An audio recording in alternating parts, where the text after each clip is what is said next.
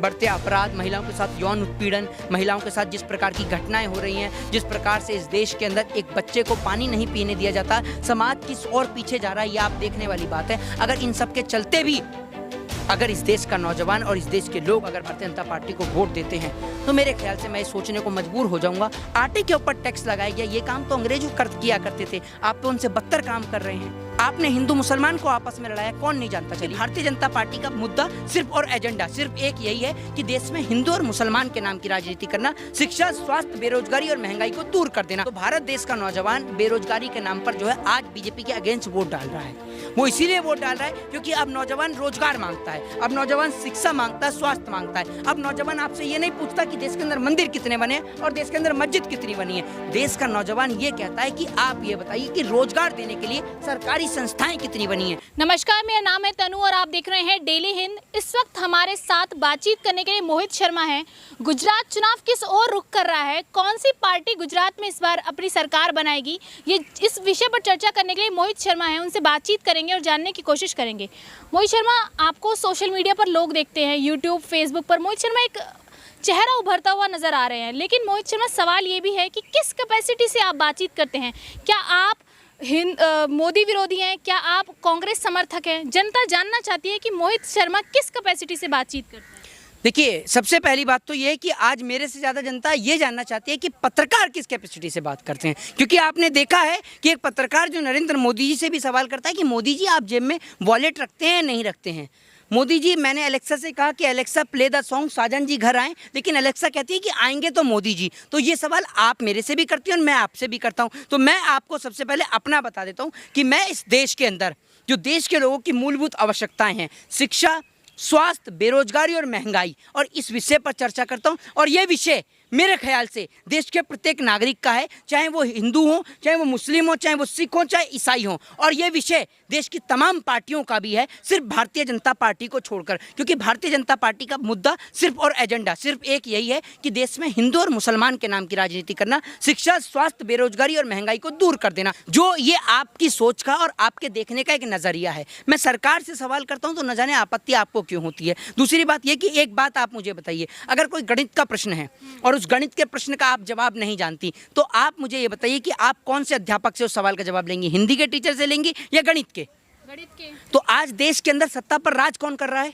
भाजपा सरकार। तो मैं सवाल किससे करूं?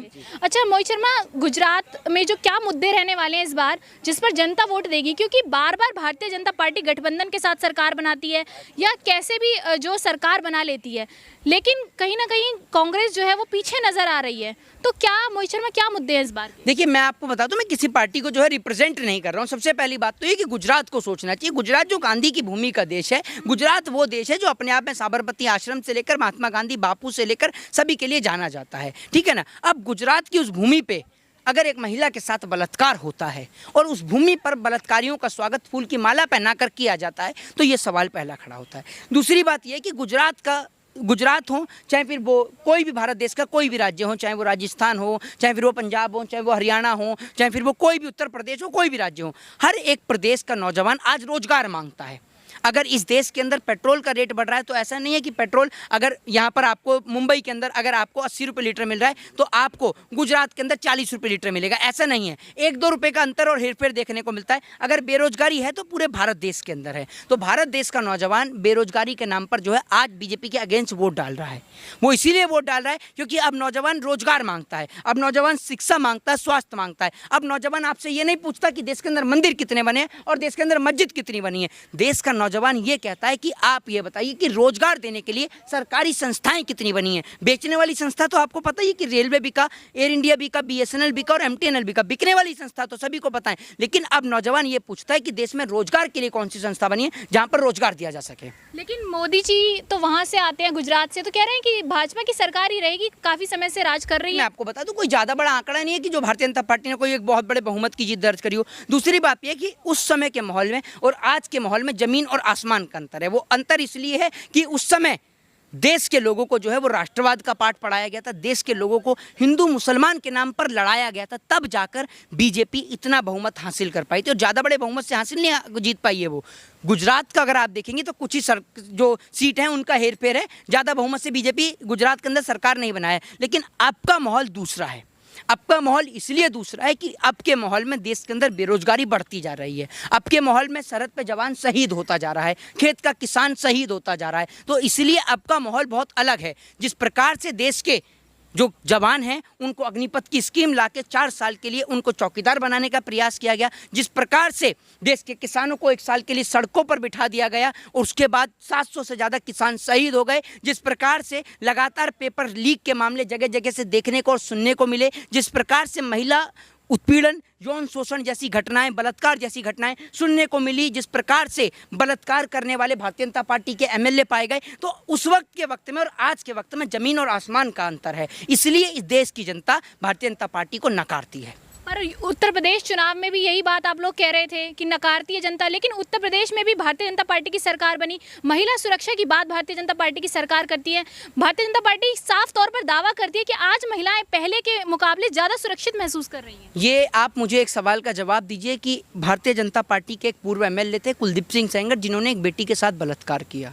इस देश के अंदर असेंबली में बैठ के पॉर्न वीडियो देखने वाले देश के नेताओं से आप उम्मीद लगाती हैं कि वो देश के भविष्य की कामना करते हैं? आप उनसे इस देश के अंदर वो लोग जिन्हों ये नहीं पता कि देश कौन सा आज़ादी का स्वतंत्रता दिवस मना रहा है, आप उन देश के नेताओं से ये उम्मीद रखती हैं कि वो भारत देश को बहुत ऊंचाइयों तक लेकर जाएंगे? इस देश के अंदर आप उन नेताओं से ये उम्मीद रखती हैं कि इस देश के अंदर जो नेता इस देश के अंदर शिक्षा पे बात नहीं करते हैं, एजुकेशन पे बात नहीं करते हैं, इस देश के अंदर वो नेता जो बेटी बचाओ बेटी पढ़ाओ को कहते हैं, बेटी बचाओ बेटी पढ़ाओ, आप उन नेताओं से उम्मीद रखते हैं कि वो इंडिया को रिप्रेजेंट करेंगे? आप इस देश के अंदर उन नेताओं से उम्मीद रखती हैं जो नेता व्हाट्सएप यूनिवर्सिटी का ज्ञान एकत्रित कर व्हाट्सएप यूनिवर्सिटी से पढ़कर बयान देते हैं? उन नेताओं से आप देश के उज्जवल भविष्य की कामना करती हैं? जिस देश के अंदर कॉपी कलम और किताब के ऊपर टैक्स लग जाए, आप सोच सकती हैं कि उस देश की स्थिति क्या होगी। जिस किसी भी देश के अंदर जो है शिक्षा, इस देश के अंदर आप जब कॉन्स्टिट्यूशन को रीड करेंगी तो ये हमारा एक फंडामेंटल राइट है, right to education. Right to education का मतलब है कि देश के अंदर अमीर गरीब छोटा बड़ा सभी लोगों को राइट टू एजुकेशन का अधिकार है, शिक्षा का अधिकार है। लेकिन जिस प्रकार से कलम के ऊपर और किताब के ऊपर टैक्स लगाया गया, आपको कहीं ना कहीं ये नहीं लगता कि देश के लोगों को शिक्षा से वंचित रखा जा रहा है? तो आप कैसे कह सकते हैं कि नरेंद्र मोदी जी इस देश के सर्वश्रेष्ठ प्रधानमंत्री हैं? आटे के ऊपर टैक्स लगाया गया, ये काम तो अंग्रेज किया करते थे, आप तो उनसे बदतर काम कर रहे हैं। आपने हिंदू मुसलमान को आपस में लड़ाया, कौन नहीं जानता? चलिए, इस देश का इतिहास कौन नहीं जानता? आप इस देश के इतिहास से परिचित नहीं होंगे, लेकिन मैं इस देश के इतिहास से पूर्णतः परिचित हूँ। आप भी परिचित है लेकिन बोलना नहीं चाहती। ये देश गुलाम हुआ था हिंदू मुस्लिम सिख ईसाई के आपस में लड़ने की वजह से। अंग्रेजों ने एक नीति को अपनाया, divide and rule. Divide and rule की नीति से, फूट डालो शासन करो की नीति से अंग्रेजों ने भारत देश को गुलाम बनाया और लगभग 250 साल की गुलामी को भारत देश ने झेला है। अब उस गुलामी के बाद आप वापस से जो आपस में लड़कर इस देश को दोबारा से गुलाम बनाएंगे तो ये देश निश्चित तौर पर गुलाम हो जाएगा। लेकिन आज अगर देश गुलाम हो जाता है तो देश को आज़ाद कराने के लिए हमारे पास में राजगुरु सुखदेव, भगत सिंह, मौलाना अब्दुल कलाम आज़ाद, अशफाक उल्लाह खां जैसे क्रांतिकारी नहीं हैं। और उस दौर में लोगों के पास जज्बा हुआ करता था, महिलाएं जो हैं वो लड़ा करती थी, महिलाएं महारानी लक्ष्मीबाई जैसी हुआ करती थी, महिलाएं लड़ा करती थी, महिलाएं स्कूल बनाने के लिए महिलाएं सबसे पहले आगे, सावित्रीबाई फुले, ज्योतिबाई फुले, आप देखिए कितना बड़ा एक देश के अंदर एक उनका योगदान रहा है स्कूलों के लिए, विद्यालयों के लिए, शिक्षा के लिए। तो मैं आपको बता दूं कि उस टाइम की महिलाएं अलग हुआ करती थी। फुल्लन देवी को आप देखिए, जो महिलाएं लड़ गईं, तो इस प्रकार की महिलाएं हुआ करती थी, क्रांतिकारी हुआ करते थे, नौजवान हुआ करते थे। इस प्रकार के नौजवान नहीं हुआ करते थे कि पार्कों में महिलाओं को लेकर बैठे हुए हैं, ठीक है ना, देश की स्थिति की कोई बात ही नहीं कर रहे हैं। आज के नौजवान जो हैं वो यही काम करते हैं। लेकिन उस प्रकार के नौजवान जो थे सबसे पहले ये सोचते थे कि देश को आज़ाद कैसे कराया जाए। शाम को जब चौपाल लगती थी तो चौपाल पे एक ही चर्चा होती थी कि कल किस अंग्रेजी अफसर का खजाने को लूटा जाए और कल किस अंग्रेजी अफसर को सबक सिखाया जाए। तो ये देश जो है वो गुलाम हुआ और गुलामी के बाद आज़ाद भी हुआ। लेकिन आप इस देश की वापस से संपत्तियों को बेच रहे हैं तो देश दोबारा गुलाम हो भी जाएगा। मुझे हिमाचल और गुजरात में चुनाव आ रहे हैं, ईडी की रेड पड़ रही है, सीबीआई की रेड पड़ रही है, तो सवाल ये उठता है कि गुजरात में भारतीय जनता पार्टी की सरकार है तो वहाँ रेड नहीं पड़ती, लेकिन दिल्ली में केजरीवाल सरकार है उस पर रेड पड़ रही है, जबकि इनका ये शिक्षा स्वास्थ्य सब फ्री कर रहे हैं, शिक्षा का इनका मॉडल अमेरिका के अखबार में छपा है, बावजूद इसके रेड पड़ना सीबीआई का कहाँ तक सही है? देखिए, मैं आपको बता दूं, सीबीआई जो ईडी की जो कार्रवाई है वो सिर्फ विपक्ष के नेताओं पे होती है, चाहे वो विपक्ष के नेता संजय राउत हों, चाहे वो विपक्ष के नेता मनीष सिसोदिया हों, चाहे वो विपक्ष के नेता सत्येंद्र जैन हो, चाहे फिर वो विपक्ष के नेता सोनिया गांधी हों, जो ईडी की रेट है, जो सीबीआई की रेट है, वो इन्हीं के ऊपर पड़ती है, विपक्ष के नेताओं के ऊपर पड़ती है। और ये इसलिए पड़ती है ताकि विपक्ष की आवाज़ को गुमराह कर दिया जाए, विपक्ष को जेल के अंदर बंद कर दिया जाए। हिटलर में और नरेंद्र मोदी जी में आज के टाइम में मैं कोई अंतर खास नहीं समझता हूँ। उसके पीछे सबसे बड़ा कारण ये है कि हिटलर ने इस देश के अंदर, जो हिटलर के विरोधी हुआ करते थे ना, हिटलर उनसे बहुत नफरत किया करता था, और यही काम नरेंद्र मोदी जी भी करते हैं। नरेंद्र मोदी जी भी अपने जो हेटर्स हैं, जो उनके विपक्ष वाले लोग हैं, उनसे बहुत नफरत करते हैं, बेहद नफरत करते हैं। इसका आपको प्रमाण देखने को मिलता भी है। प्रधानमंत्री जी महिलाओं के लिए किस प्रकार की टिप्पणी करते हैं वो आपने सुना ही होगा। विपक्ष के नेताओं के द्वारा क्या क्या टिप्पणी होती है वो भी आपने सुना ही होगा।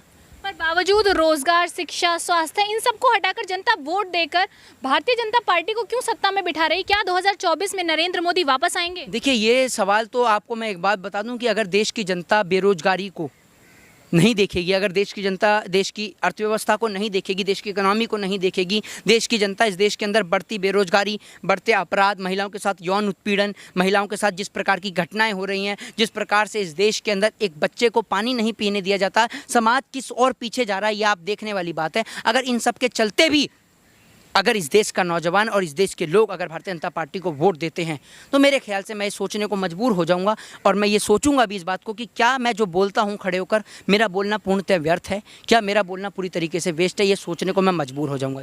गुजरात में इस बार सिर्फ मोदी मोदी चल रहा है, कह रहे हैं इस बार मोदी फिर आ रहे हैं। आप कितनी बार गुजरात होके आई हैं? हम होकर आए हैं, पहले हमारे रिपोर्टर्स हैं वो होकर आए हैं।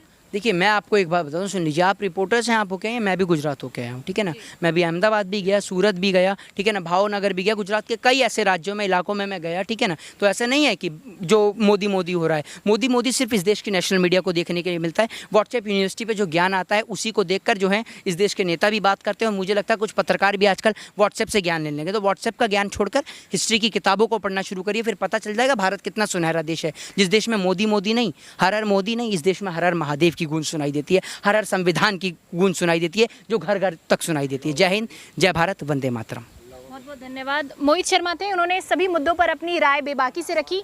ऐसी खास खबरों के लिए बने रहिए मेरे साथ। मैं तनु, डेली हिंद।